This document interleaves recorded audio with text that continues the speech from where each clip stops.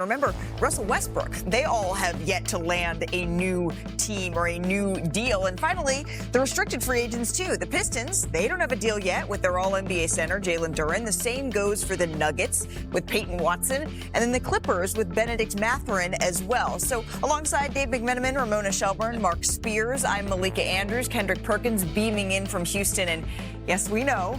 Everybody does. LeBron is the story of the summer, and it's very difficult, right, to have a conversation about free agents and free agency that doesn't start with LeBron. But we are going to try here on this Spine on Tuesday on NBA Today. So, Perk, what other free agents do you have your eye on here? Right now it's Jalen Duren, to be honest with you. When you think about what's going on with him in Detroit, I'm trying to figure out why it's taking so long. And this is a guy that made third team All-NBA. This is a guy that is going to be one of their franchise guys alongside Cade Cunningham. And I get it. He stunk it up in the postseason, but a lot of young players have bad postseasons and they learn from it. This guy still was a 20-11 guy, and it shouldn't take that long. The last thing that you want, if you're the Pistons, is having this young man sign, walk into training camp frustrated. Now all of a sudden, JB Bickerstaff got to have a coming to Jesus meeting and get him back on track. When right now, him and Cade Cunningham should be working out. Him and JB Bickerstaff should be communicating and seeing how they're going to feature him next year in the player, for his player development and him getting better as a certified number 2 option. This is a problem, and the Detroit Pistons need to hurry up and correct this and make it right. Well, I don't think that's going to happen anytime soon, because I just talked to someone who said that negotiations on Jalen Duren are at a standstill right now, could take deep into August, could take quite a while. And I think that's because teams that tried to get Jalen Duren, the Lakers were one of the teams that pursued him. They just had a sense that Detroit was going to match anything that was offered to him. And so they can't afford to lose him, and yet it's going to take a long time because they can't agree on what his value is and how you use that value in building the team. You know, someone close to Jonathan Kuminga, and he's somebody I'm intrigued about, said that he's in that long line of traffic behind LeBron James. Mm-hmm. Just wait for him to pull over so they can get by, and DeMar DeRozan's in that traffic too. That he just, you know, he said LeBron's a senior citizen of the league, driving 15 miles per hour on a 65 road. And, you know, Kuminga that didn't get his $24 million exercise option, and right now there's just not a lot of money out there, and they're trying to come up with stuff. They're hoping that Atlanta will do a sign and trade, but does Atlanta want to add some more contract?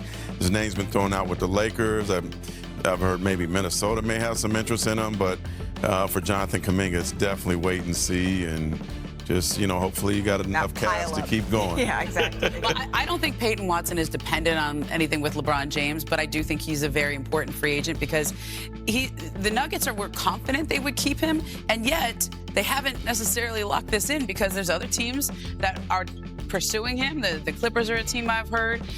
The Milwaukee Bucks are a team I've heard. Like, there's teams with interest in him. And if they pay him too much, the expectation around the league is maybe they have to trade some other players because they have to make the rest of the salaries work. Just so there's been discussions about Christian Brown. There's been discussions about Cam Thomas. Like, this is something that could have a domino effect depending on how much Peyton Watson signs for and whether the Nuggets decide to match it. I saw Peyton in New York on Friday. Yeah. This is a 23-year-old looking for life-changing money here. Yeah. And he has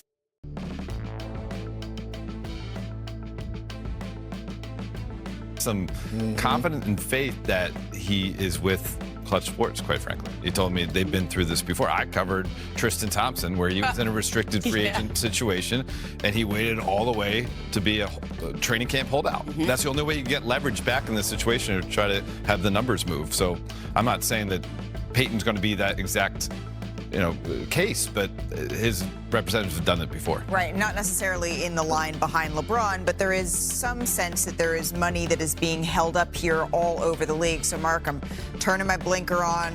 I'm going over into the lane over on my right here because we do await the big decision, right? And that is LeBron James. And LeBron's longtime friend, his longtime agent, Rich Paul, released the latest episode of his podcast, Game Over, last night. And he spoke about, frankly, why this is taking so long. We're not making this about attention and a spectacle. It's not about a decision or anything like that. He has a choice to make. He has a business choice to make. We're not going to sit here and decide or allow someone else to decide when he makes that decision. From a business perspective, you are making a choice between jobs, high-level jobs, and you've earned the right. You're a big-time executive that's with an unbelievable, arguably the best resume in the history of your job. Who's rushing you? Okay. Nobody. There's been several people to call and say, hey, Rich, is there anything more we should be doing, we could be doing? And my answer is no.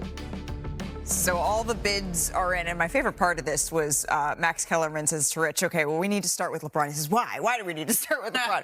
Well, because that's the biggest question mark that's hanging over the NBA. So let's just reset. On Tuesday, July 21st, where do things stand here, Dave? I checked in with Rich on my way into the studio.